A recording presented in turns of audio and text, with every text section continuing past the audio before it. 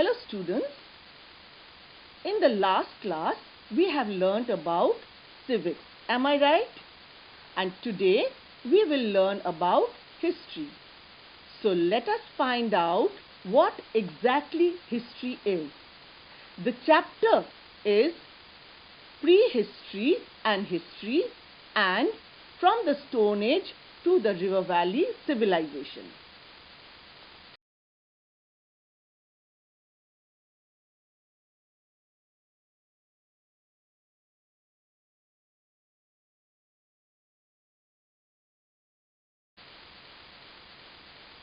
Prehistory and History.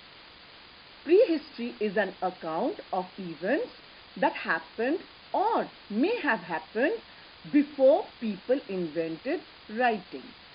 History, on the other hand, is a written account of people, places, and events of the past.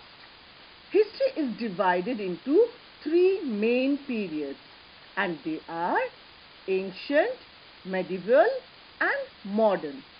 This year, we will study about the ancient period of history. Okay?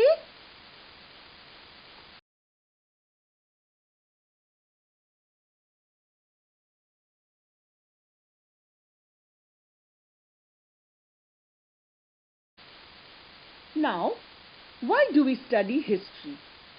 History shows how things are always changing. Life was different 200 years ago, but even more different 2000 years ago. It shows the factors that caused these changes. We learn a lot of lessons from history. History inspires us to fight against injustice. It also shows how rich cultures developed and beautiful works of art were created during periods of peace.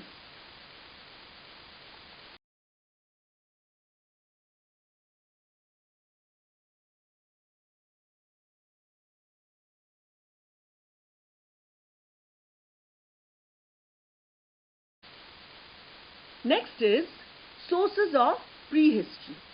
In prehistory, we have two types of sources, and they are archaeology and oral sources.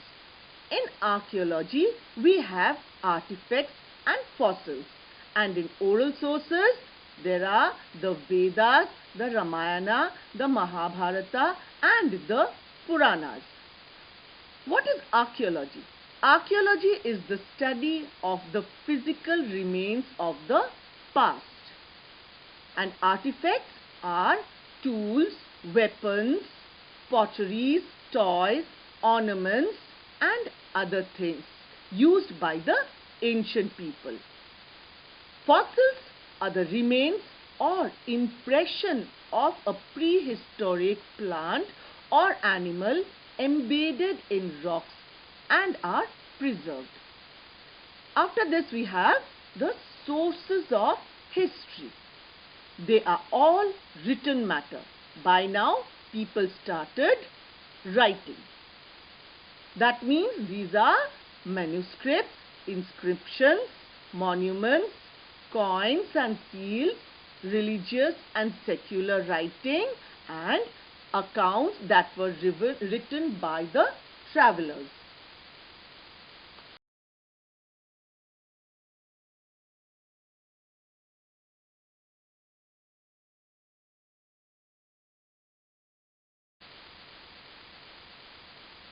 Next is history and time. The key terms used in history are decade, century, and millennium. Decade is the period of 10 years. Century is the period of 100 years, and millennium is the period of 1000 years. The years before the birth of Christ were labeled as BC, that is, before Christ.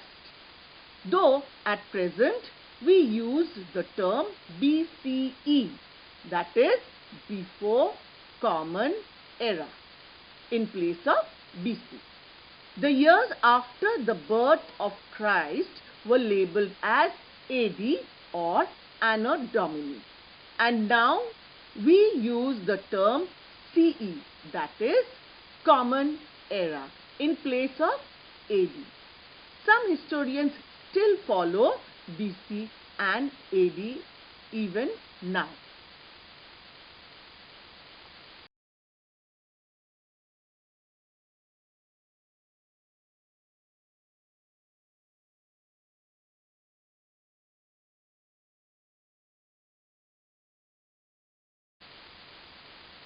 Next, we have human evolution. Based on the archaeological remains, it is found that humans evolved from apes.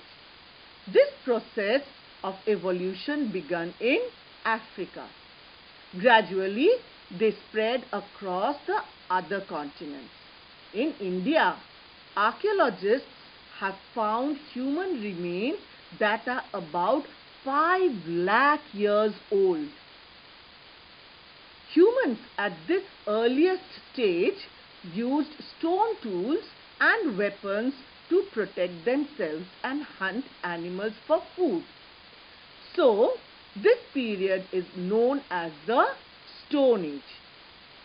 The Stone Age can be further divided into Paleolithic or Old Stone Age, Mesolithic or Middle Stone Age, and Neolithic or New Stone Age.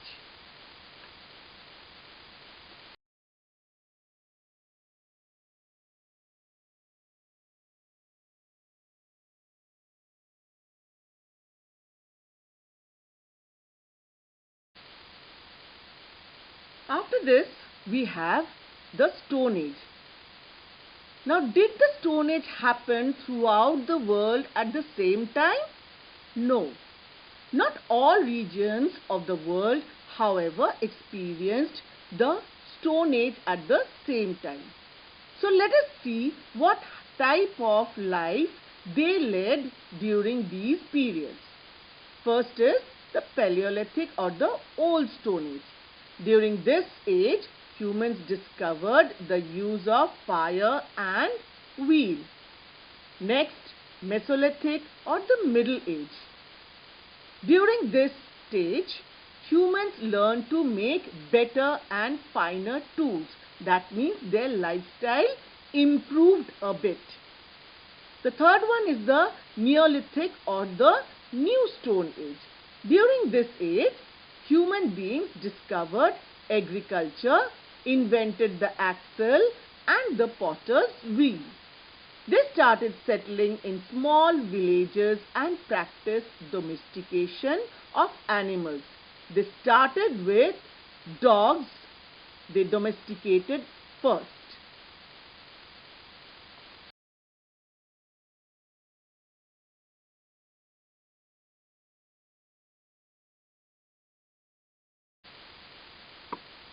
The beginning of civilization. The word civilization is derived from the Latin word civis, which means citizens. The stage of human social and cultural development was considered more advanced. After stone, they started using metals. The first metal they learned to use was copper, followed by bronze and then iron. During the Metal Age, they designed better tools for agriculture. As a result, agriculture improved and surplus crops were produced. Due to surplus food, trade began and villages gradually grew into towns and cities. They devoted more time to leisure, resulting in discoveries and inventions. Due to all these developments, civilization started.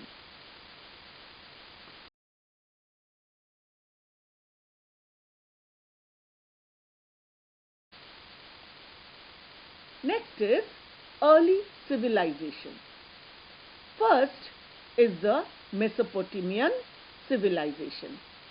This civilization developed between the Tigris and the Euphrates rivers. Next, the Egyptian civilization settled along the Nile River Valley. The Indus Valley civilization, that is the Indian civilization, was along the valley of Indus River. And finally, the Chinese civilization developed on the banks of river Huanghe. All these civilizations prospered on the banks of major rivers. That's the reason why they are known as river valley civilizations.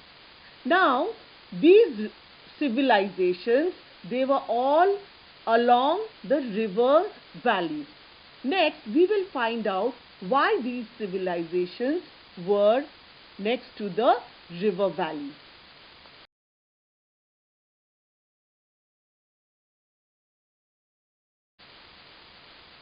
Now let us find out the factors for the growth of these civilizations.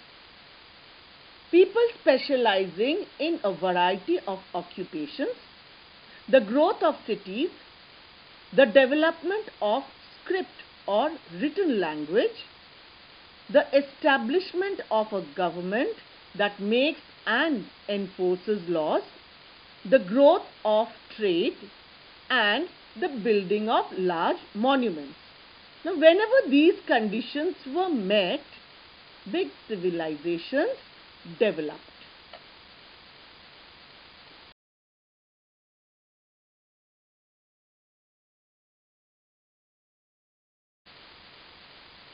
Now, why did the ancient civilization develop along these river valleys? First of all, abundant water from the rivers, which helped them to irrigate the crops. The seasonal flooding of rivers renewed the fertility of the soil in the river valleys. The rivers helped in transport and trade. Boats could be used to transport the excess grain for trade. River banks provided clay for building houses, brick making and pottery. Rivers also supported other occupations like fishing. All these factors were responsible for the development of the ancient civilization along the rivers.